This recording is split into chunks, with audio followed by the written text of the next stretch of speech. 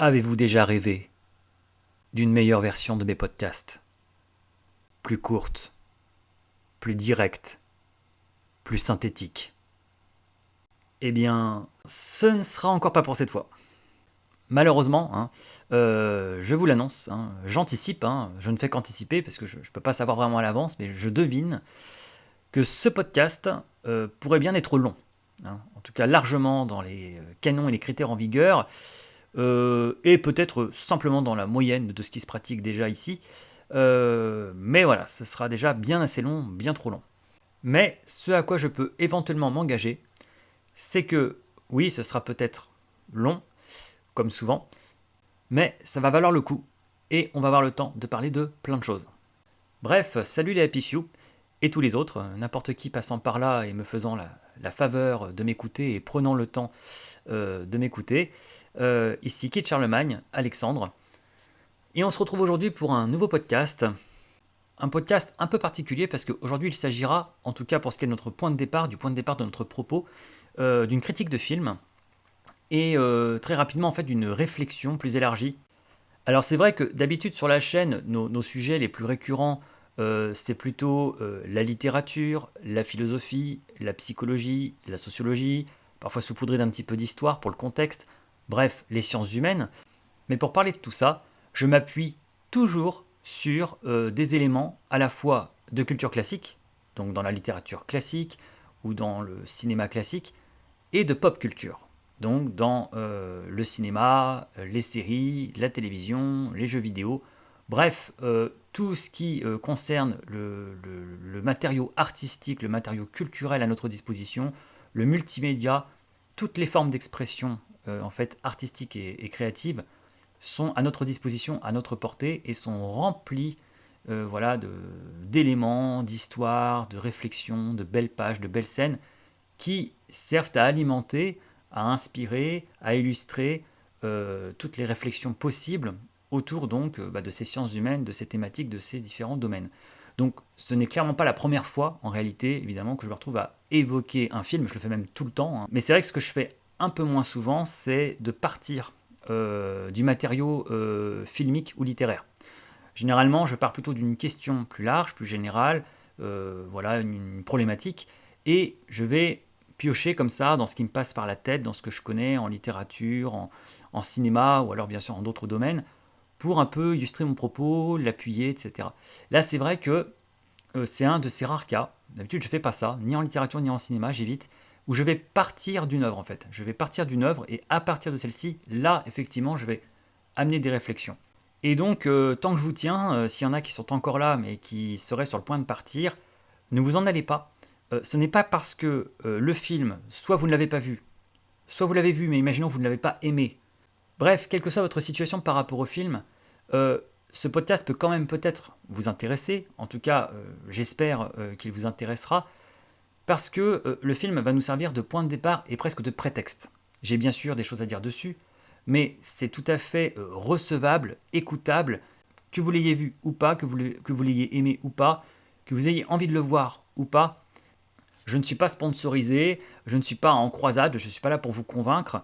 Bien sûr que des choses que je vais dire, forcément, vu que là c'est une critique plutôt positive, plutôt enthousiaste, peuvent peut-être inciter à voir le film, donner envie, etc. Mais précisément parce que j'ai conscience que le film ne peut pas plaire à tout le monde, et surtout, presque plus tragique, il pourrait plaire à tellement de monde, mais il est simplement pas forcément accessible à tout le monde, parce que c'est un film difficile à voir, difficile à regarder, voilà, dont le visionnage peut être éprouvant et qui n'est pas malheureusement adapté à toutes les sensibilités, c'est comme ça. J'y vois une occasion de faire une sorte de petit rattrapage ou d'espèce de séance un peu alternative pour tous ceux qui, pour X raisons, ne peuvent pas voir le film, ne veulent pas le voir, mais sont intrigués par son succès, par les commentaires qui se multiplient dessus, par son propos, par son sujet, par peut-être les images qu'ils ont vues défiler, etc. Et donc ils voudraient déjà en savoir plus, bien sûr, et peut-être aussi du coup, sans le voir, presque accéder à son contenu, c'est-à-dire de passer par le spoiler pour avoir une idée plus précise de ce qui se passe dedans. Vous savez, c'est un peu l'effet boîte magique, quelque chose nous intrigue, on a envie de savoir ce qu'il y a à l'intérieur, mais on ne sait pas, et Et on aimerait bien savoir, et en fait, on a presque parfois besoin de savoir, et ce serait très intéressant. Mais le fait est qu'on ne peut pas ouvrir la boîte parce que, voilà, on n'est peut-être pas prêt à recevoir ce qu'il y a dedans. Donc je me propose, moi, de servir un petit peu d'intermédiaire pour toute cette catégorie du public qui, malheureusement, se retrouve un petit peu hors de la salle, reste un peu dehors, ou alors peut-être certains ont dû sortir de la salle, en fait, étaient dedans et ont été obligés de sortir, n'ont pas pu rester à l'intérieur, alors que ça les intéressait sincèrement, alors qu'ils auraient aimé savoir, recevoir le message, et Dieu sait qu'ils le méritent. Donc voilà, donc c'est un petit peu comme ça, c'était fait un petit peu d'intermédiaire en quelque sorte aussi que je me propose d'être.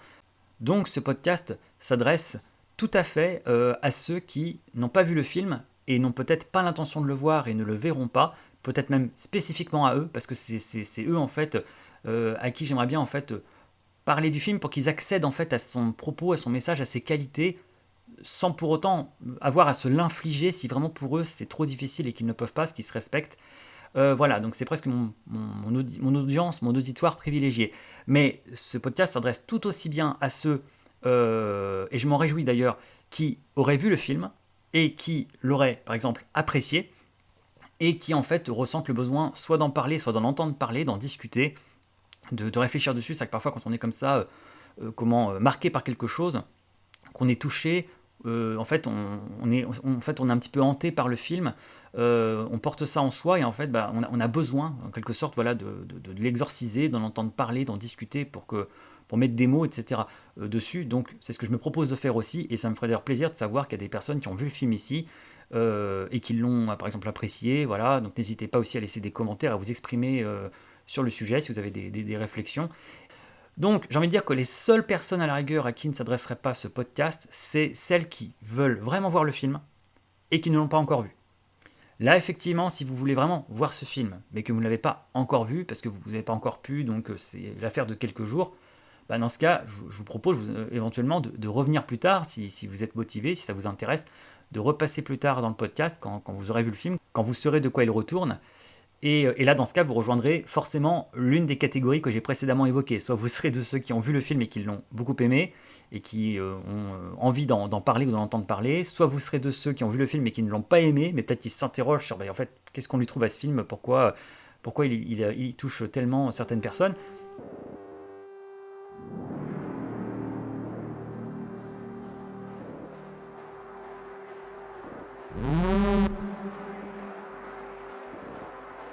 Qu'est-ce que c'est The Substance? De quoi ça parle? En quoi ça consiste? Alors, The Substance est un film de type body horror, donc sorti le 6 novembre 2024, un film de Coralie Farja, réalisatrice française, avec dans les rôles principaux Demi Moore, Margaret Qualley et Dennis Quaid. Le film dure 2h20 et il est interdit aux moins de 12 ans.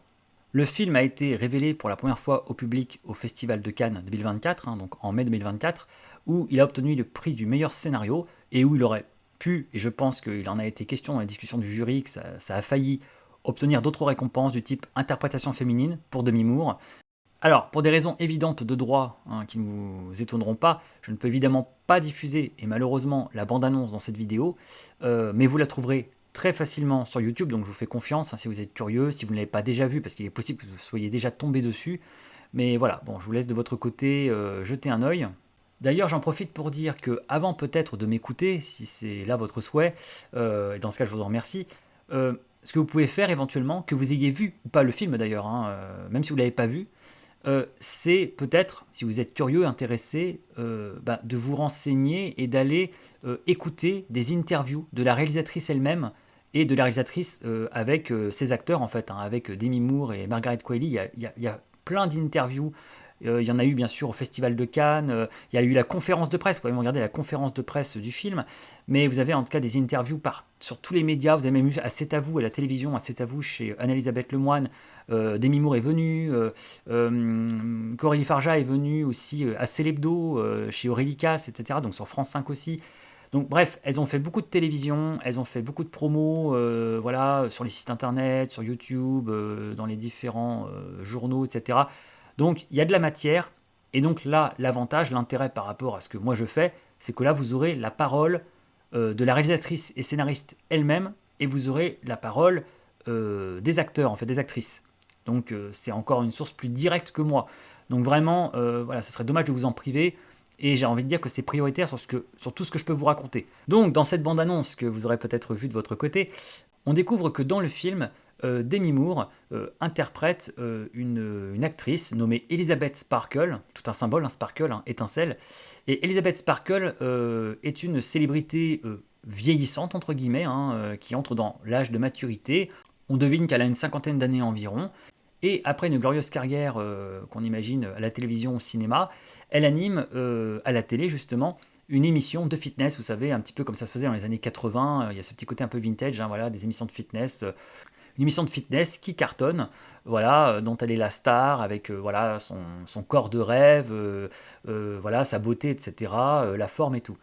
Et elle a un producteur nommé Harvey, interprété par Dennis Quaid, qui lui annonce brutalement et d'une façon particulièrement indélicate et méprisante, mais justement elle le devine avant, elle l'entend parler dans les couloirs, eh bien qu'elle est virée du jour au lendemain, comme ça se fait malheureusement beaucoup dans le monde du showbiz, hein. Le monde du showbiz est connu pour cette brutalité, parfois même les gens apprennent par la presse qu'ils ont perdu leur travail, et donc voilà, elle apprend qu'en gros elle est évincée du programme, tout simplement parce qu'elle est considérée comme trop vieille, voilà. Simplement, hein. C'est que malgré le fait qu'elle est encore très belle, malgré le fait qu'elle fait encore le job, malgré le fait qu'elle ait la forme, etc. Voilà, il y a le cap symbolique de la cinquantaine d'années qui est arrivé.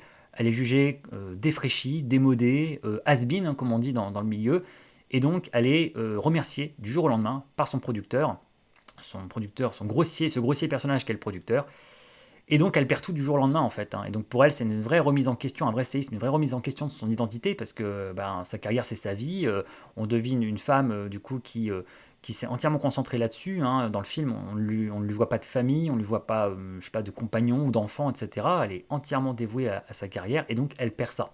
Voilà, donc le choc est terrible. Bon, à la suite en fait d'un voilà, d'un incident au début du film, elle a affaire à un médecin très mystérieux qui, en fait, en la voyant, lui donne une clé USB, une mystérieuse clé USB qu'elle ramène chez elle, parce qu'il lui a fait comprendre que ça pourrait peut-être l'intéresser et l'aider.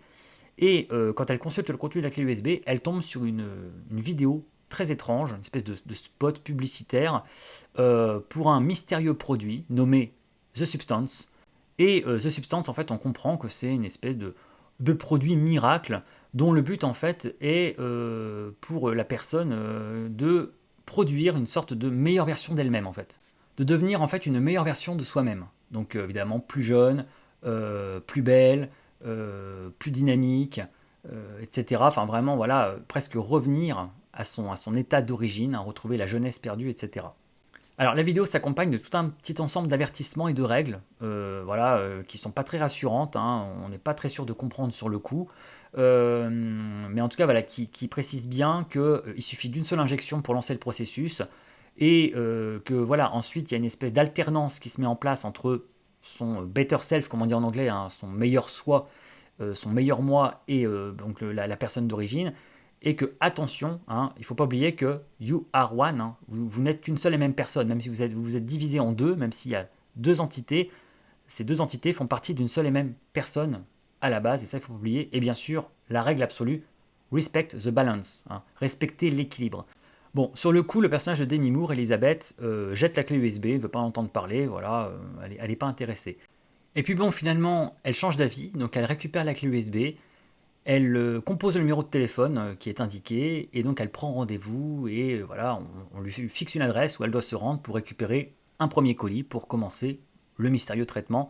Elle arrive dans un endroit pas du tout rassurant, vraiment un endroit super glauque, super chelou, hein, où n'importe qui ferait demi-tour, hein. Mais bon, comme elle c'est demi-mour et non pas demi-tour, elle revient avec le produit, et donc elle tente l'expérience, hein, il s'agit d'une injection. Et ça lance en fait un processus avec un ensemble de règles, hein, où il y a de la nourriture qui est prévue pour la personne qui, pendant une semaine à chaque fois, sera dans une espèce de coma, pendant que l'autre personne prendra sa place, et avec comme ça un système d'alternance. Et donc après cette première injection, C'est là qu'on entre vraiment de plein pied dans, déjà, bien sûr, l'histoire du film, le postulat du film, mais aussi évidemment sa dimension horrifique, hein, son côté body horror, et que ça lance l'intrigue. Mais après l'injection, Demi Moore en fait fait tout d'un coup évidemment un malaise brutal. Elle tombe par terre donc dans sa salle de bain, la salle de bain qui va être un lieu central, un décor central important du film, d'ailleurs qu'on voit sur l'affiche, hein, comme ça avec sa faïence blanche. Voilà, ce côté un peu qui ressemble un peu à un bloc opératoire, hein, une salle un peu chirurgicale comme ça. Donc voilà, elle tombe par terre et là, bon, bah, son dos va commencer en fait à se déchirer, à s'ouvrir, et de son dos va surgir une espèce de créature, voilà, et donc sort de son dos une jeune femme absolument magnifique, ravissante. Et donc voilà, c'est là que le film est vraiment lancé pour de bon après ce premier acte, puisque voilà, nous avons d'un côté donc Demi Moore qui est la matrice, hein, c'est-à-dire la personne d'origine, hein, qui se trouve vieille, moche, qui complexe sur son physique, qui voudrait rajeunir, être une meilleure elle-même. Et puis on a voilà la créature, son other self, comme dit le film, hein, donc son autre elle, son meilleur elle, qui est donc cette jeune femme absolument ravissante et qui va prendre le nom de Sue et qui va prendre sa place, puisque Sue va passer les castings pour remplacer Demi Moore en fait dans l'émission, d'où elle a été évincée, et donc va évidemment décrocher le poste tellement elle est irrésistible et parfaite. Et donc finalement, à travers Sue, Elisabeth, hein, donc le personnage de Demi Moore, a sa revanche et surtout arrive à revivre, en fait, à reprendre sa place et à revivre en fait sa carrière, ce qu'elle a vécu, mais du commencement, en fait, du début, où elle a retrouvé sa jeunesse, les promesses de l'avenir, etc. Mais encore une fois, they are one, you are one. Elles ne sont qu'une seule et même personne, divisée en deux entités, mais c'est bien elle en fait. C'est elle et ce n'est pas elle, hein. C'est elle en plus jeune, en plus parfait, et en même temps ce n'est pas elle. Et voilà. Et donc les deux entités, Elisabeth et Sue, en fait, vont alterner, comme le veut la règle de la substance, en fait, vont alterner une semaine sur l'autre. L'une sera dans le coma, nourrie comme ça par intraveineuse, par un produit, et pendant que l'autre en fait pourra vivre sa vie. Évidemment, la question qui va très vite se poser, c'est comment maintenir cette fameuse balance, hein, l'équilibre en fait, hein, qui est exigé par la substance, hein, respect the balance, hein, respecter l'équilibre, surtout ne pas tricher, c'est très important. Il faut qu'on alterne bien une semaine sur l'autre, il ne faut pas qu'il y ait une forme qui prenne le dessus, le dessus sur l'autre. Et comment en fait du coup ces deux entités vont se partager le temps de vie, vont cohabiter, devoir prendre soin l'une de l'autre, parce que c'est l'entité qui est éveillée qui doit prendre soin de l'autre pendant ce temps-là, hein, c'est-à-dire la nourrir, veiller à ce que tout se passe bien et respecter donc la balance. Et voilà, donc là l'intrigue est lancée. Évidemment, vous l'imaginez bien, tout ne va pas se passer comme prévu, déjà parce que le concept de la substance est quand même sacrément dangereux et hasardeux, donc à la moindre erreur, à la moindre négligence, ça peut très vite se barrer en live. Mais en plus, si les deux entités commencent à devenir, entre guillemets, rivales, à ne plus se supporter, à se détester et à ne pas respecter les règles, et bien évidemment, le non-respect des règles entraîne des conséquences qui peuvent devenir tragiques et gravissimes, hein. Et donc c'est ce vers quoi nous mène le film.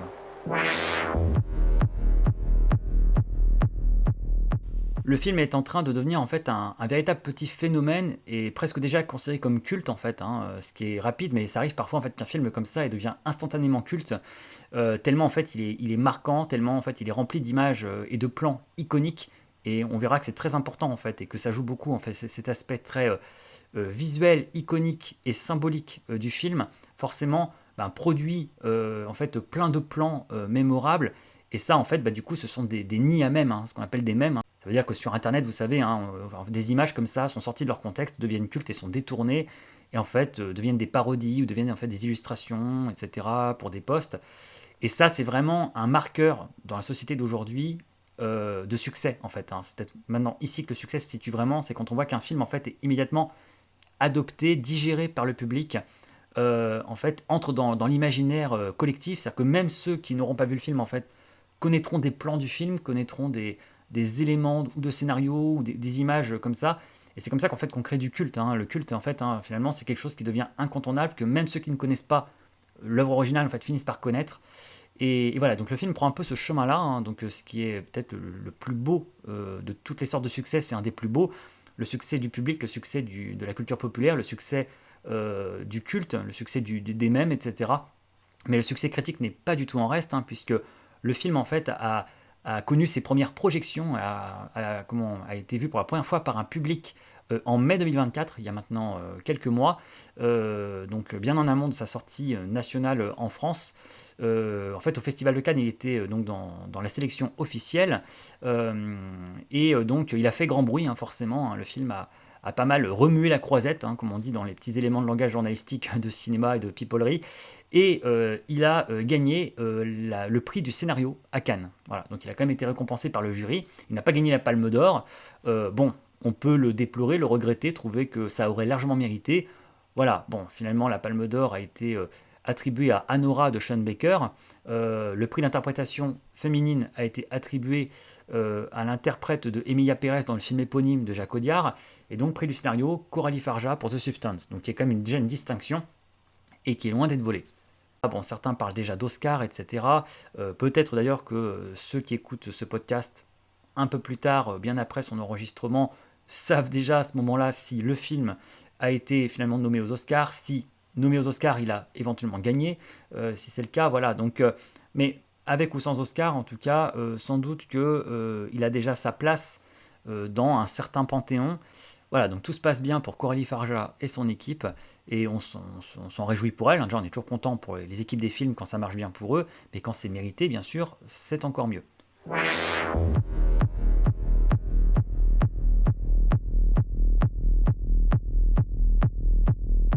Alors, avant d'aller plus avant, et avant d'abuser de votre temps, hein, le temps est notre bien le plus précieux, je précise que j'ai réussi, en parallèle des prises de notes autour de ce podcast et de son enregistrement, à rédiger, à écrire, à produire une critique synthétique, hein, qui résume le plus possible mon avis sur le film, mon ressenti vraiment, voilà, ramené à l'essentiel, hein. Donc évidemment, hein, il manque toutes les nuances possibles, tous les développements, les exemples, les analyses, etc. Évidemment, il ne s'agit pas de quelque chose de bien approfondi ou exhaustif, mais en tout cas, ça a le mérite de mettre des mots en quantité raisonnable sur l'essentiel de ce qu'a été mon expérience avec La Substance, avec ce film. Alors du coup, je me propose de vous la lire ici même, déjà parce que c'est pas très long, et justement parce que ce n'est pas très long, je me disais que ça pourrait peut-être faire office de Abrèche Frère, vous savez, hein, je crois que c'est un TikToker ou un truc comme ça, hein, qui fait parler de lui maintenant depuis pas mal de temps, là, avec son concept de Abrèche Frère, hein, voilà, où il se propose comme ça de résumer le plus synthétiquement et rapidement possible, voilà, des choses qu'il considère comme longues. Alors bon, moi je ne suis pas du tout fan du abrège. Bien sûr que parfois des choses peuvent être considérées comme vraiment trop longues, inutilement longues, mais beaucoup de choses aussi sont parfois utilement longues. Voilà. Et donc c'est pas moi qui lis beaucoup, hein, qui lis beaucoup de littérature, de philosophie, qui vais penser que 6, 8, 9, 10 heures et plus encore sur un contenu, c'est long, puisque c'est à peu près le temps d'un livre, etc. Mais bref, bien que pas fan du tout donc de ce principe de abrège frère, hein, détestant ce genre de terme, ou genre le TLDNR, hein, Too Long Did Not Read, tout ce genre de réjouissance des gens comme ça constipés qui ne peuvent pas supporter plus de 3 lignes sur Internet. Vous pouvez éventuellement voir, hein, ce format de ma critique écrite comme une espèce d'abrège frère de ce format podcast très très long. Alors je n'aurais peut-être pas eu l'idée ou spécialement l'intention de lire cette critique écrite que j'ai rédigée sur le film, si après l'avoir partagé sur les réseaux sociaux, sur Twitter, j'ai fait un petit post sur le film où j'ai partagé cette critique, hein, en images, en pièces jointes comme ça, j'ai associé 4 images qui contenaient le texte. Et ben, il se trouve que j'ai eu le plaisir, la très agréable surprise, j'ai presque envie de dire l'émotion, de voir que Coralie Farja avait non seulement liké mon post, mais qu'en plus elle l'avait retweeté. Et retweeté avec un petit message en accompagnement de sa part, tout en emoji, avec un cœur et puis 3 emojis des mains comme ça qui se joignent, voilà, j'imagine en signe de remerciement. Et en plus, elle m'a même fait l'honneur de me follow back, hein, voilà, elle m'a suivi sur Twitter. Alors, au-delà du fait que ça m'a fait extrêmement plaisir, cette réaction de sa part, si positive et enthousiaste à ma modeste critique sur son film, le fait justement de voir qu'ils ont été reçus, donc me dire qu'elle a lu ces mots, mais qu'en plus elle les a appréciés et qu'elle a été même touchée manifestement, c'est ce plaisir en fait qu'on a trop peu souvent dans la vie, hein, où quand on a apprécié quelque chose, une œuvre, etc., on voudrait parfois, on rêverait de parler, je sais pas, au réalisateur, à la réalisatrice, au compositeur, à la compositrice, à l'acteur, à l'actrice, etc. On rêverait de leur laisser un petit mot, de les voir en personne et pouvoir leur dire en fait ce qu'on a ressenti et leur exprimer notre gratitude. Et on peut pas le faire parce que bah, ils sont pas accessibles, parce qu'on les connaît pas, parce qu'on peut pas les joindre, ou parce que même si on essaie de les joindre sur les réseaux, bah, souvent en fait ça passe inaperçu, il n'y a pas de réponse, ou ils verront pas. Enfin voilà. Et donc on a finalement jamais cette sensation, quasiment trop rarement. Et là en fait de voir que ben ça a fonctionné, que Coralie Farja a l'air particulièrement accessible et disponible et réceptive sur les réseaux sociaux, qu'elle passe beaucoup de temps comme ça à lire ce qui est dit sur son film, à le partager, à le retweeter. Et là, donc c'était le cas avec ce que j'ai écrit, qu'en plus elle l'accompagnait comme ça de cette petite réaction, tout en emoji, mais tout en suggestion.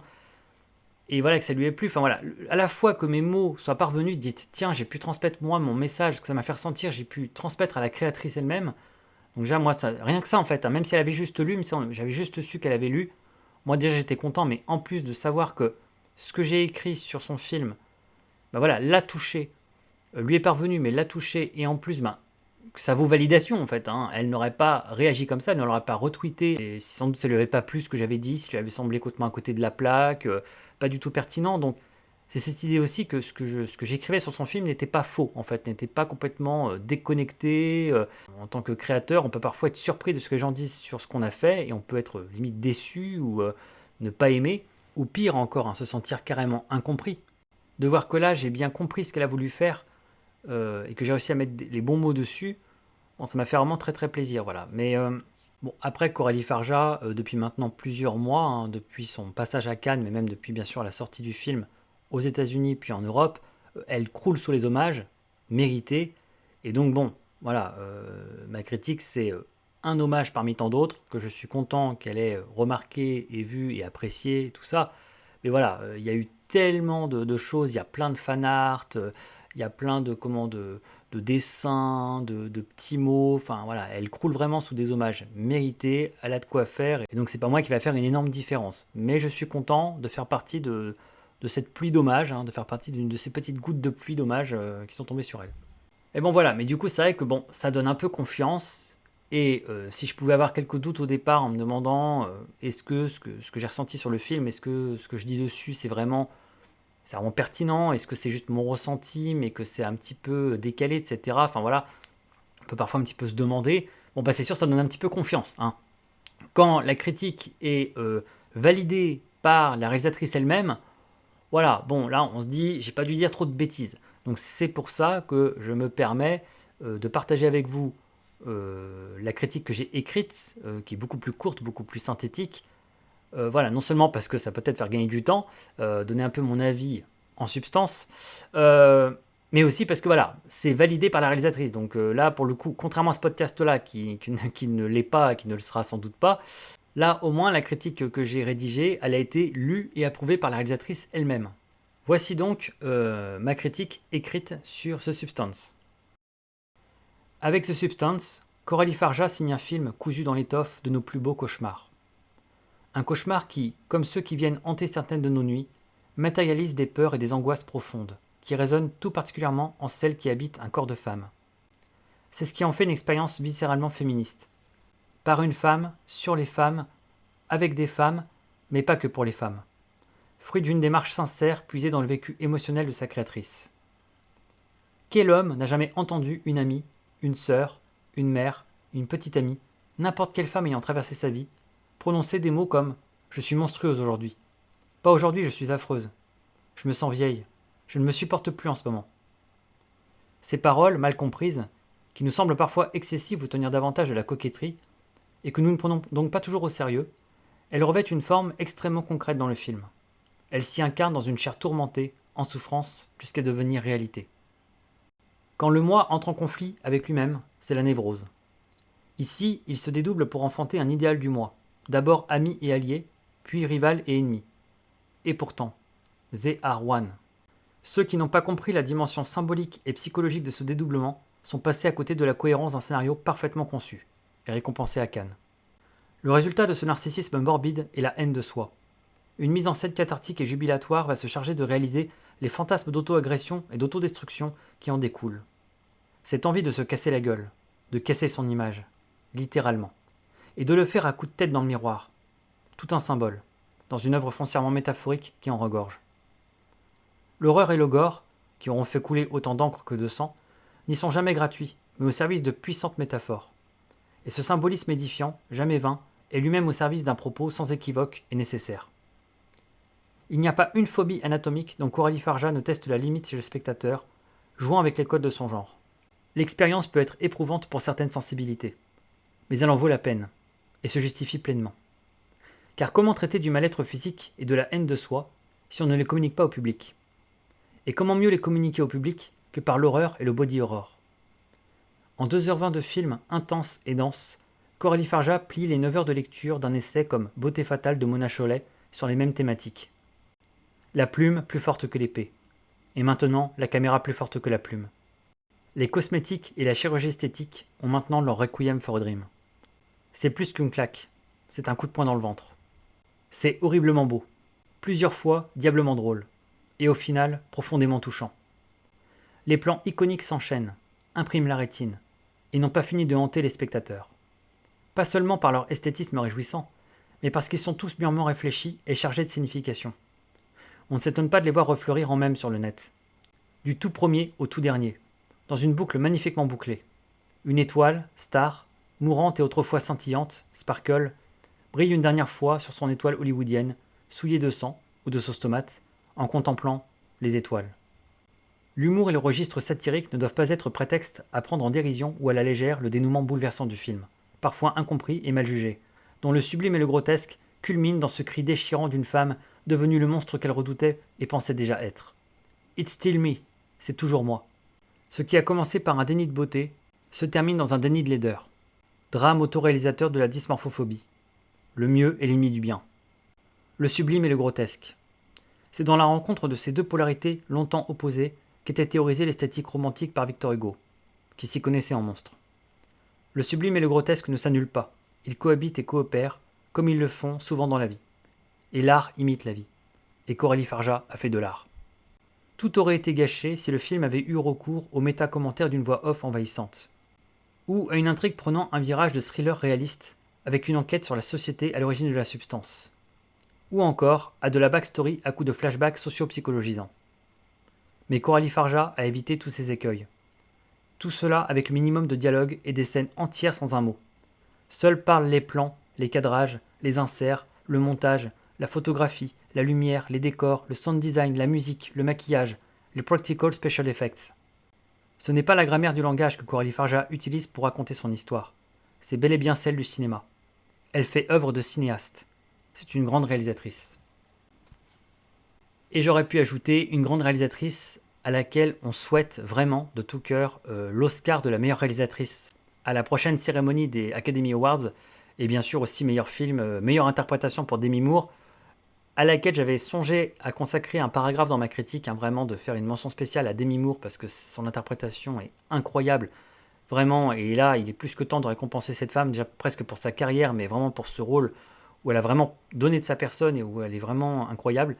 Mais bref, donc voilà les quelques mots que j'ai réussi à mettre de façon écrite sur voilà, mon expérience de visionnage avec The Substance et ma digestion du film et mon avis dessus. Et donc voilà comment je peux résumer de la façon la plus essentielle possible mon avis sur le film. Voilà. Donc s'il y en a qui veulent déjà descendre du train maintenant, qui n'ont pas envie de se taper des heures de blabla, d'analyse, de réflexion, enfin voilà, de détails sur le film, eh bien voilà, vous pouvez vous arrêter là.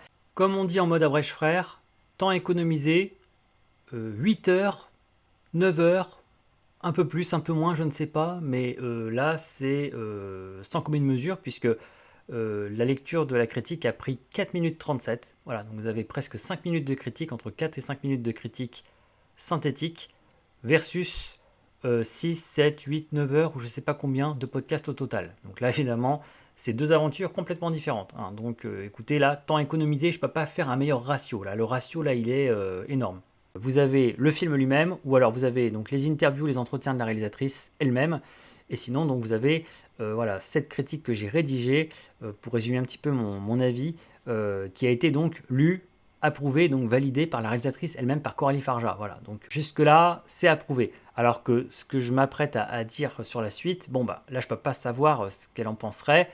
Et je suis même pas sûr qu'elle approuverait tout ce que je dis, et pour cause, parce que certaines choses vont tenir vraiment de mon interprétation plus personnelle, de mes avis, de mes opinions, de mes convictions. Donc là vraiment, nos chemins se séparent ici, mais vous voyez qu'au moins sur l'essentiel, on est d'accord. Sur l'essentiel de ce que moi je peux dire sur son film, voilà, j'ai eu vraiment le grand plaisir, l'émotion de voir que mes mots lui étaient parvenus. Déjà ça faisait plaisir en soi, déjà ça, mais qu'en plus mes mots qui lui sont parvenus lui ont plu, lui ont semblé juste pertinents. Elle a l'air d'avoir reconnu ses intentions et son projet, son film dedans. Et donc ça me fait vraiment plaisir d'avoir pu mettre voilà, les meilleurs mots que je pouvais sur ce film, et de lui témoigner ma reconnaissance vraiment. Parce que je suis vraiment en admiration devant cette femme, devant ce qu'elle a accompli avec ce film, devant son travail et sa façon de travailler, la façon dont elle en parle. On sent une telle sincérité, une telle maîtrise, c'est quasiment ovniesque et ça fait vraiment plaisir à voir. Et donc voilà, vraiment rien ne serait pire pour moi que d'écorcher ça en fait, hein, de l'abîmer. Et donc je ne cesserai de le répéter, hein, priorité absolue aux paroles, aux propos de Coralie Farja elle-même sur son travail, et donc aux entretiens, aux interviews qu'elle a pu donner, vraiment, c'est bien plus important que tout ce que je peux dire. Et si vous voulez une recommandation précise, hein, parce que c'est vrai qu'il y a beaucoup de contenu sur Internet, de vidéos plus ou moins courtes ou longues, d'interviews, et même la conférence de presse de Cannes, donc voilà, ça fait beaucoup de choses. Si vous cherchez vraiment la vidéo, une vidéo, à mon humble avis, de tout ce que j'ai pu regarder, je crois que j'ai quasiment tout regardé, tout écouté, celle qui dit le plus de choses et le mieux, selon moi, c'est la vidéo d'entretien avec Combini. C'est la vidéo d'entretien avec Combini. Je ne suis pas toujours le plus grand fan de ce média, mais là, il faut admettre que l'interview de Coralie Farja sur Combini est vraiment géniale. En plus, on n'entend pas les questions, donc en fait, c'est vraiment elle qui parle pendant 12 minutes. Et elle parle aussi bien de l'origine du projet, l'origine du film, la première scène qu'elle a écrite, qui est la naissance de Sue, hein, donc le double, l'alter ego, l'idéal du moi d'Elisabeth, hein, interprétée par Margaret Qualley. Elle parle du processus de production, la difficulté à monter le film, de la détermination en tant qu'artiste, des doutes qu'elle a pu traverser. Elle parle de la première projection à Cannes, du soulagement qu'elle a éprouvé. Enfin, vraiment, elle parle de tout dans le processus créatif, dans la solitude de l'artiste, dans l'approche du film, dans les thématiques qui lui tenaient à cœur, dans ce qu'elle a voulu faire, dans ce qu'elle a voulu explorer et montrer. Donc voilà, c'est 12 minutes de vidéo, mais voilà, en 12 minutes, vous avez vraiment déjà un bon concentré de sa démarche, de qui elle est, de sa sincérité. Donc c'est celle que je vous recommande si vous devez en regarder une. Mais bien sûr, hein, toutes les autres sont à votre disposition.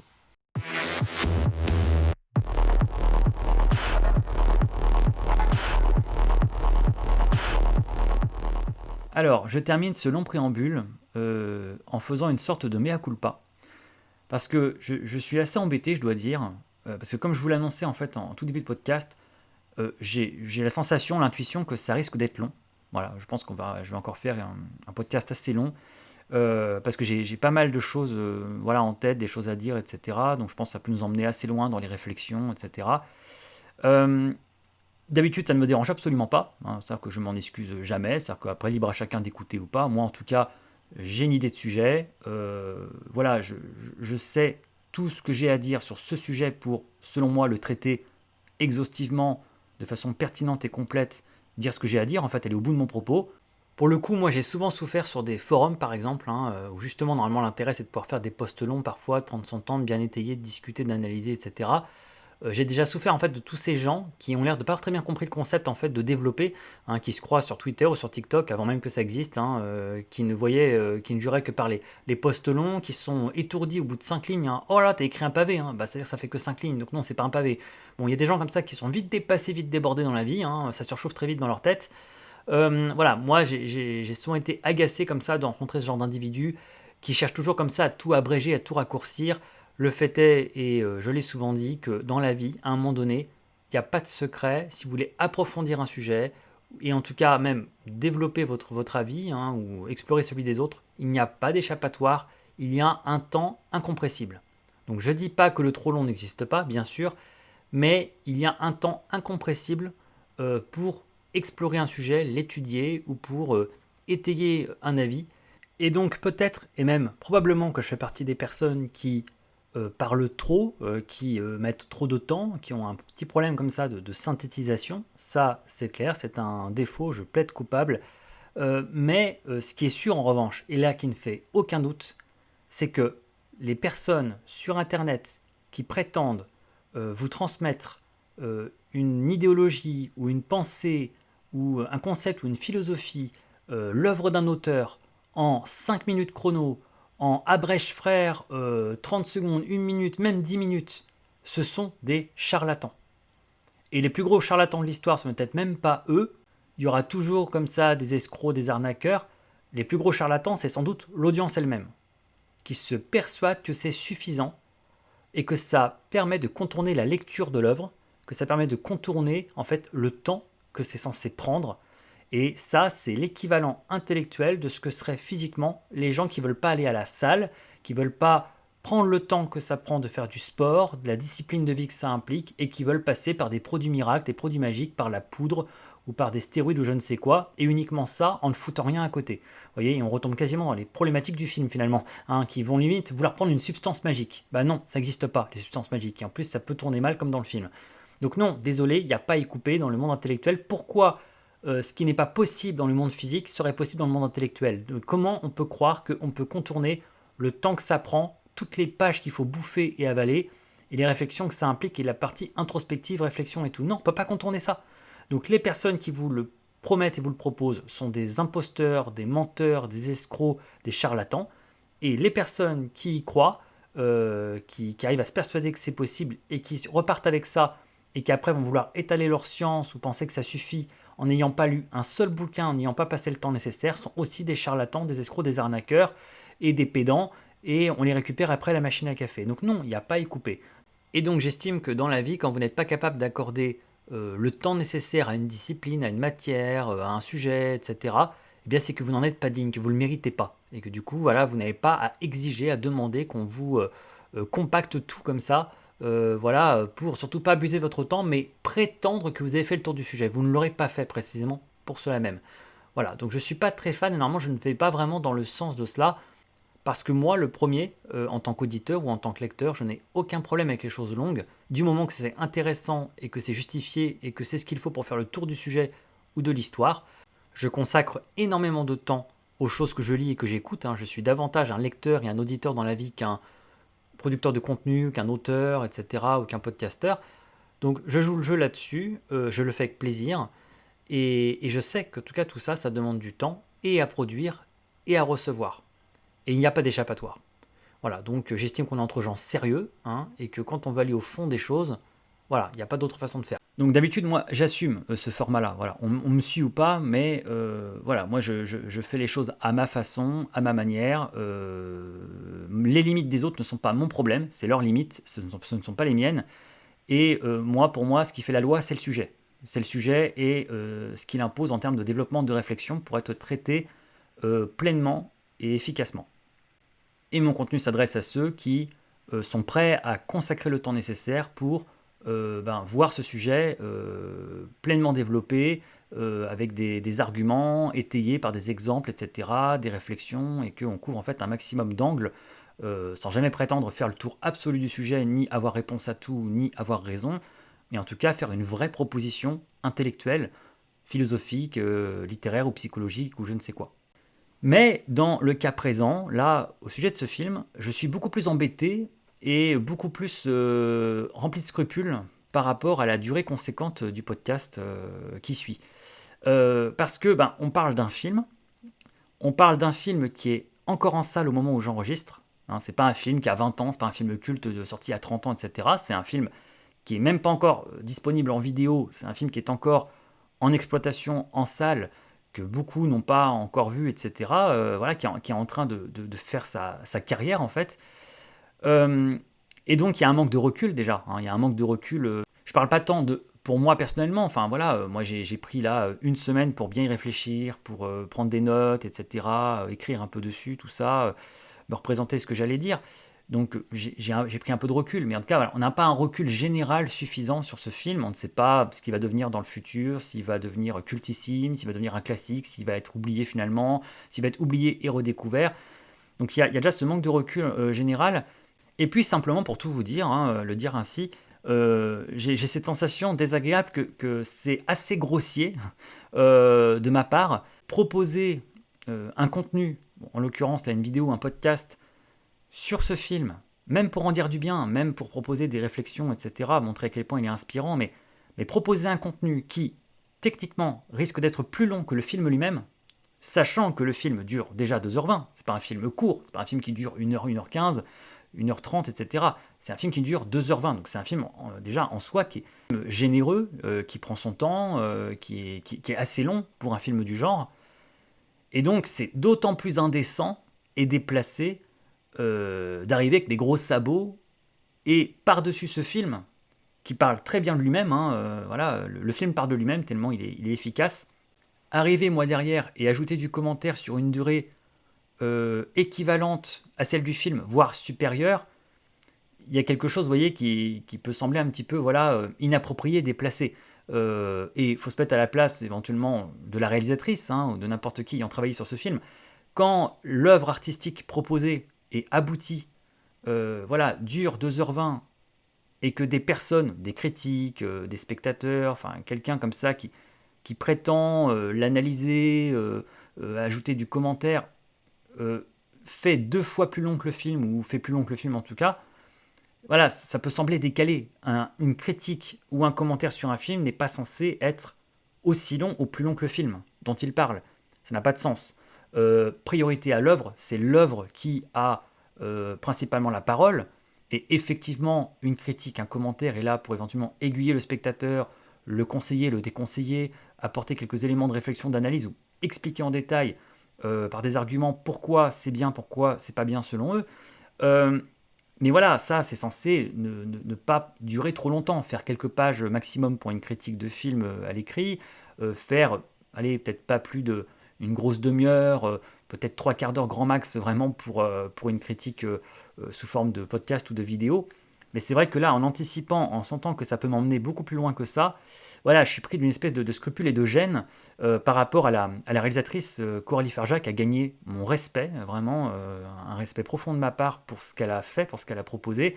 Et c'est vrai que voilà, je me sens un peu embarrassé de me ramener comme ça sur son œuvre, de me greffer dessus et, euh, et d'y ajouter comme ça mon petit blabla personnel, mon petit commentaire. Alors, en plus, pour ne rien arranger, voilà, je suis un garçon, hein, je suis un homme, et, euh, et c'est vrai que comme ça, la position dans laquelle ça me met en fait, d'homme qui donc a vu le film, qui certes l'a beaucoup aimé, voudrait en dire du bien et partager quelques réflexions dessus, mais d'un homme qui se greffe comme ça sur l'œuvre d'une femme, que je trouve très aboutie, très réussie, une œuvre de 2h20, et me ramener avec un commentaire sur cette œuvre qui va être aussi long qu'elle, ou alors même encore plus long, ça prend des airs de mansplaining, si on doit utiliser les termes un petit peu à la mode par les temps qui courent. Ça fait un petit peu mansplaining, quoi. Comme si moi, en tant que garçon, en tant qu'homme, euh, je prétendais pouvoir expliquer ou résumer, donner une espèce de mode d'emploi d'un film écrit et réalisé par une femme, interprété par des femmes principalement, euh, sur les femmes, voilà, qui parle vraiment de problématiques essentiellement féminines, et pas forcément du coup adressé qu'aux femmes pour le coup, hein. Le film s'adresse à tout le monde et les hommes vraiment au contraire auraient grand intérêt à voir ce film et à le comprendre.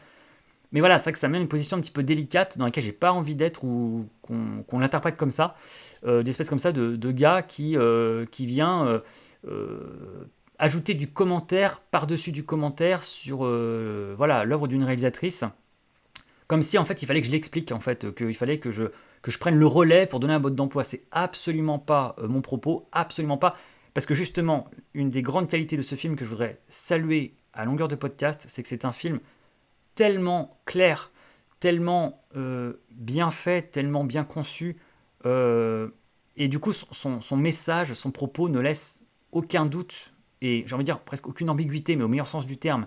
Ça ne veut pas dire qu'il ne laisse pas une liberté pour notre ressenti, etc., notre interprétation, mais c'est un film qui dit ce qu'il dit et qui sait comment il le dit, pourquoi il le dit.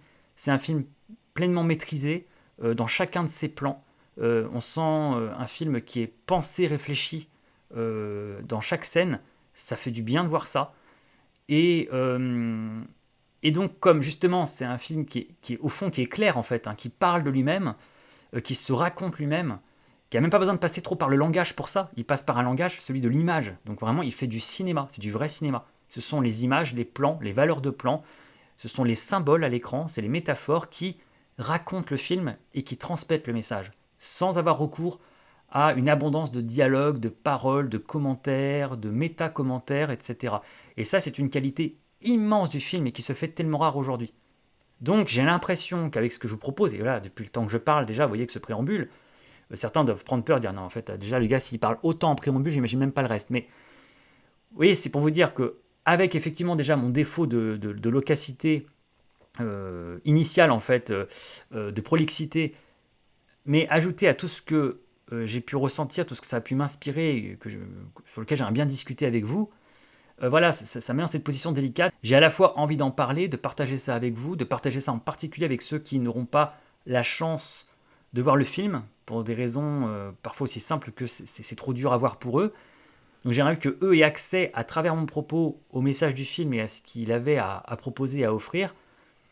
Mais en même temps, voilà, ça met dans cette position, encore une fois, de commentateur, d'explicateur d'un film qui n'a pas besoin de commentaires ni d'explications. Il parle de lui-même. Donc c'est pour ça que moi je dirais bien, allez simplement le voir, regardez-le et vous verrez. Mais je sais très bien que plein de gens ne vont pas pouvoir le voir, ne vont pas le voir. Ce serait bien que tout le monde entre guillemets, le voit parce que le message est important, est tellement bien raconté, montré. Mais on ne peut pas demander à tout le monde de voir un film comme ça, en fait, c'est impossible. Il y a juste des gens, physiquement, c'est impossible. C'est comme demander à tout le monde dans la vie de faire telle ou telle attraction à sensation forte, en fait. Il y a des gens dans la vie, ils y prennent plaisir, d'autres simplement peuvent encaisser, et d'autres simplement vont faire un malaise ou vont pas être bien, ou c'est même dangereux pour eux. C'est comme ça, c'est limite physique à ce stade-là. Et de même, je pense à ceux qui ont vu le film, pour le coup, on dira, bah du coup, eux, ça sert à rien parce qu'ils l'ont vu. Mais j'ai aussi conscience, parce que je sais que c'est mon cas, moi c'est ce que j'ai fait, quand comme ça on s'est pris une telle claque ou un coup de poing dans le ventre avec un film, bah, on a envie d'en parler en fait. C'est normal de vouloir formuler, mettre des mots dessus, surtout quand le film a un aspect, en fait, joue sur des, entre guillemets, des choses un peu traumatiques, on va dire, ou sur des choses un peu marquantes. On a besoin un peu de verbaliser, de formuler les ressentis, et ne serait-ce que pour exorciser ce que le film a fait ressentir. Et c'est agréable dans ce cas-là d'en entendre parler par d'autres, de comparer les points de vue, de voir qu'on n'est pas seul à avoir ressenti ça, ou de voir d'autres idées que les nôtres. Donc il y a parfois un besoin d'en parler. Et je sais du coup que comme tout le monde ne peut pas voir ce film et que beaucoup vont s'abstenir, ne vont pas pouvoir y aller ou ne vont pas vouloir y aller, ceux qui l'ont vu parfois sont un petit peu seuls, parce qu'ils n'ont pas forcément dans leur entourage des gens qui sont allés le voir aussi. Donc qu'est-ce qu'ils vont faire? Ils vont aller sur Internet chercher d'autres personnes qui l'ont vu aussi pour pouvoir en discuter. Voilà, c'est ce que font les gens qui cherchent des tweets dessus, qui lisent les critiques, qui vont voir des vidéos, etc. Donc j'ai envie de voir ce que je propose là comme une espèce de conversation prolongée, une conversation assez longue, qu'on a ensemble avec ceux qui ne peuvent pas voir le film, mais voilà, qui sont curieux, qui veulent savoir un petit peu ce qu'il a proposé, et ceux qui l'ont vu et qui souhaitent en parler. Voilà. Mais surtout pas une substitution du film, en fait. Surtout pas s'y substituer, parce que c'est pas un film qui a besoin d'explications au sens on comprend pas ce qui se passe dedans, c'est pas clair, qu'est-ce qu'elle a voulu dire, et ça veut dire quoi cette scène, etc. C'est ça justement qui est cool dans ce film, ça fait tellement de bien, c'est tellement devenu presque rare. Le film dit tout ce qu'il a à dire, il le dit bien, il le dit clairement, et il le dit par la magie du cinéma, par l'image, par le symbole. Et, et donc ça c'est super. Et c'est vrai que nous là malheureusement, ce que je vais faire là, c'est qu'on va ajouter du logos, du langage, euh, à quelque chose qui s'exprime artistiquement et par l'image dans le film. Parce que c'est le rôle du film et que c'est ça une œuvre d'art cinématographique. Et le film a raison de faire comme ça. Et rien ne peut remplacer ça, et c'est plus efficace que tout. Donc voilà, c'est pas un remplacement du film, ça ne prétend pas marcher sur ces plates-bandes, c'est un à côté, c'est un complément, c'est comme ces essais qui sortent parfois, vous savez, en livre comme ça, consacrés à un film en particulier. Voilà, ça s'est toujours fait dans la critique, hein, il y a des essais sur un film en particulier, parce que on estime qu'il y a des commentaires, des analyses à faire dessus, ça se fait aussi pour les séries. Voilà, donc c'est ce que je me propose de faire ici, si vous voulez bien m'accompagner. Et je tenais juste en tout cas à préciser ça et à m'excuser, ne serait-ce que voilà, symboliquement justement, parce que bon, je doute qu'elle m'écoute, mais d'ajouter comme ça autant de commentaires à une œuvre qui n'en a pas besoin et aussi aboutie. Il y a des fois, à cette époque, aujourd'hui, on se fait peur avec les films, on se dit, mais c'est pas possible, je n'aime rien, je n'aime plus rien. C'est quoi le problème? C'est le cinéma actuel? Dans ce cas, j'ai l'air d'être une espèce de vieux con qui se plaint, etc., qui fait son nostalgique. Ou est-ce que c'est vraiment le cinéma actuel qui a un souci? On ne sait pas, le cinéma ou c'est moi? Et voilà, et des films comme ça sont là, il y en a d'autres bien sûr, mais celui-là particulièrement, j'ai envie de dire, là, il sort vraiment du lot, sont là pour nous un peu aussi nous rassurer, nous dire, ok, il se passe encore quelque chose et il peut encore se passer des choses, et des personnes ont encore des choses à dire, et en plus savent comment les dire, bien les dire, et donc voilà, donc pour ça effectivement, voilà, je suis débordant de reconnaissance et d'admiration pour cette réalisatrice que je ne connaissais pas avant The Substance, je l'avoue, hein, je ne connaissais pas son premier film, je ne connaissais pas Coralie Farja. Voilà, je ne sais pas ce qu'elle va faire après. C'est vrai que c'est pas facile, je pense. C'est une posture à la fois magnifique et délicate pour un créateur de produire quelque chose qui fonctionne aussi bien. On est à la fois grisé, motivé pour la suite et en même temps c'est tétanisant parce que on se retrouve quasiment dans la situation du personnage dans le film. Est-ce qu'on peut s'égaler soi-même en fait? Est-ce qu'on ne devient pas son propre rival? Est-ce que voilà, on n'est pas un petit peu sous la pression? Voilà, bon, ça c'est une question que je jette en l'air comme ça, mais pour l'heure, en tout cas, je souhaite la meilleure carrière à ce film. J'espère qu'il va continuer d'avoir un beau bouche à oreille, qu'un maximum de gens en capacité de le recevoir, de le regarder, vont pouvoir aller le voir, que le message va être reçu, et bien sûr, je lui souhaite des récompenses pour entériner ça. Et voilà, et c'est vrai que du coup, je pense aux Oscars, puisque chaque année au Salon 111, nous couvrons les Oscars. Et je ne sais pas s'il sera aux Oscars parce que je me suis demandé forcément, parce que le film est tellement radical. Et de mémoire, quand même, dans l'ensemble, les Oscars c'est les Academy Awards, comme on les appelle aux États-Unis, les Academy Awards. C'est un peu plus hollywoodien et lisse comme ça au niveau des films en fait, hein. Ils se sont un petit peu aventurés dans des choses un petit peu hauteur, mais généralement les films sont plutôt tout public, etc. Il y a peu de propositions radicales. C'est pas des récompenses de films de genre. Donc c'est vrai que ça me fait penser que peut-être le film ne pourra pas y être. Je ne sais pas, mais j'espère qu'il y sera. Et s'il y est, j'espère vraiment qu'il gagnera les récompenses qui lui sont dues. Parce qu'on est vraiment face à une œuvre singulière. Et j'espère donc du coup qu'avec ce podcast, je vais pouvoir déjà le démontrer. Encore une fois, c'est pas tant une question de convaincre, c'est que c'est surtout le prétexte là pour avoir une discussion ensemble, pour parler de choses. Et vous allez voir que y a plein de sujets qui s'y prêtent.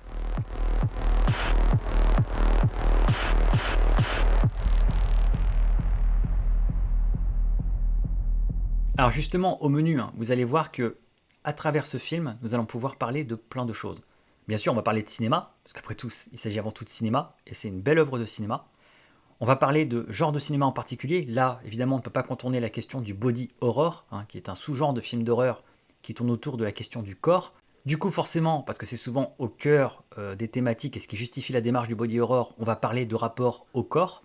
Et à travers le rapport au corps, on va parler de plein de choses comme la beauté, la jeunesse, ce qu'on appelle l'agisme. L'agisme, en fait, hein, c'est la discrimination par rapport à l'âge, hein, donc en gros aussi la guerre au vieillissement, la peur du vieillissement, le culte de la beauté et de la jeunesse à tout prix.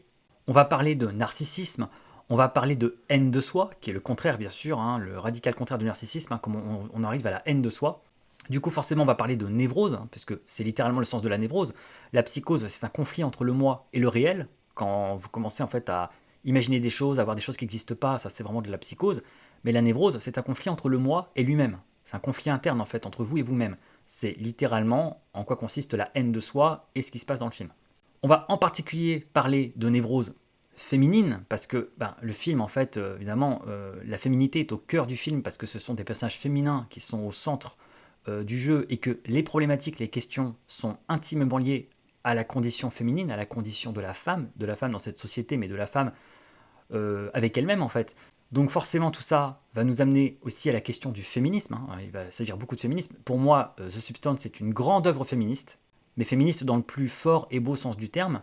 Et donc évidemment, à travers tout ça, on va retrouver toutes nos thématiques de prédilection sur la chaîne, tout ce que j'ai l'habitude d'explorer, c'est-à-dire la philosophie, la psychologie, la sociologie, et donc encore une fois tout ça à travers le prisme là du cinéma. Afin d'alléger un peu les choses et en tout cas de les rendre un peu plus lisibles et digestes, j'ai séparé ce très long podcast en plusieurs parties qui correspondent à des chapitres. Ils sont au nombre de 6, en incluant celui-ci qui est plutôt une espèce d'introduction de présentation du film. L'épisode numéro 2 sur 6 se concentrera sur le genre de l'horreur ou du body horror en tant qu'esthétique et en quoi elle se met au service d'un véritable propos. Ce sera aussi l'occasion de se demander pourquoi l'être humain ressent cette nécessité parfois d'aller vers des sujets aussi difficiles et surtout de les traiter de façon si douloureuse, hein, de se faire peur, de s'effrayer, de s'inspirer du dégoût. A priori, c'est un petit peu masochiste et contre-intuitif. Alors, si on met de côté les amateurs du genre, dont je ne fais même pas partie, hein, moi je cours pas du tout après les films d'horreur, pas du tout, et justement, pour qu'un film d'horreur arrive à me convaincre et à m'intéresser, c'est vraiment qu'il envoie du lourd et qu'il a plus que ça à offrir. Et donc ce sera toute la question en fait. En quoi, parfois, on est simplement devant un chef-d'œuvre du genre qui justifie pleinement son approche horrifique. Et surtout, il s'agira de défendre l'idée que, bien, parfois, l'art, c'est aussi se faire violence. Tout ne peut pas être feel-good movie. Parfois, il n'y a pas d'échappatoire. Si on veut pleinement recevoir le message et si on veut pleinement plonger dans le sujet, eh bien, il faut un peu souffrir avec les personnages. Il faut donc s'infliger ça, se faire un peu violence pour la bonne cause. Mais en tout cas, voilà, ce sera autant l'occasion d'évoquer ceux qui ont la fâcheuse tendance, je trouve, à trop rechercher ou exclusivement rechercher des émotions négatives et des choses difficiles dans l'audiovisuel. Pourquoi ils font ça? Pourquoi c'est cette focalisation, cette obsession sur l'horreur, les meurtres, les faits divers, les mafieux, les gangsters, bref, toute cette violence, toute cette noirceur. Mais à l'inverse, en fait, que c'est vraiment dommage que toute une autre part du public, en fait, eh bien, se ferme à tout cela systématiquement, parce que justement, il y a une espèce de fuite des émotions négatives. On ne veut aucune émotion négative, on veut à tout prix fuir tout ce qui fait du mal, fait de la peine, etc. et tout. Et le problème, c'est que parfois, il faut en passer par là pour accéder à de grandes œuvres, à de grands messages. L'épisode 3 sur 6 se concentrera un peu plus sur les influences de Coralie Farja, mais surtout sera l'occasion pour moi de vous présenter ce que j'appelle la trilogie de la beauté. Voilà une petite invention de ma part, mais en fait en quoi je vois une espèce de continuité entre le film Le Parfum de Tom Tykwer 2006, le film The Neon Demon 2016 de Nicolas Winding Refn, et enfin donc The Substance 2024 de Coralie Farja. L'épisode 4 sur 6 sera une analyse psychanalytique du film, et donc qui explorera évidemment les questions psychologiques, et Dieu sait qu'il y en a dans le film, hein. C'est un film foncièrement, intrinsèquement psychologique, hein, qui joue sur le mental et le mal-être mental, donc il y aura de quoi faire. L'épisode 5 sur 6, conformément à la fameuse dualité âme-corps, âme-esprit, donc après nous être intéressés à l'âme et l'esprit avec l'épisode 4, le 5e épisode sera consacré au corps en fait, hein, la relation au corps, le rapport au corps en général, mais bien sûr aussi le rapport des corps d'un point de vue plus féminin en fait, hein, le rapport des femmes à leur propre corps et les différences qu'il peut y avoir justement dans le rapport au corps entre les hommes et les femmes. Mais aussi toutes ces petites automutilations normalisées, banalisées, que sont en fait les cosmétiques, l'épilation, le maquillage, etc., hein. Toutes ces façons dont les femmes prennent certes soin de leur corps, mais peuvent aussi le malmener, le contraindre, et du coup lui faire violence en quelque sorte, tout ça, voilà, pour plaire à qui, à quoi, pourquoi. Et donc tout cela nous fera une transition parfaite et nous ouvrira grand les portes du sujet du féminisme, qui sera donc le thème du 6e et dernier épisode, hein, le féminisme du film, le féminisme de ces thématiques, hein, et nous y apporterons même quelques nuances, hein, quelques angles de réflexion qui ont été assez peu traités, j'ai l'impression, sur le film, donc ce sera l'occasion. Voilà, donc vous voyez, un programme assez chargé et ça ouvre plein de perspectives, plein de portes, et donc voilà, on va les ouvrir et les refermer et les visiter une à une et voir un peu où ça nous mène. Voilà, l'idée encore une fois, c'est de discuter, donc n'hésitez pas. Prenez un petit thé, prenez un petit café, un chocolat, j'en sais rien, un petit encas, ou alors je sais pas si vous êtes en voiture, si vous roulez, ou si vous êtes en train de vous promener, ou dans les transports, ou alors tranquillement allongé, j'en sais rien, en tout cas, peu importe, mais mettez-vous à l'aise et discutons, hein. Et bien sûr, hein, les commentaires sont à votre disposition si vous avez des remarques, des réactions, si vous avez vous-même comment vu le film, etc., vous souhaitez en discuter, il n'y a pas de problème. Mais voilà, en tout cas, voici pour ma proposition de commentaire sur le film de Coralie Farja, The Substance.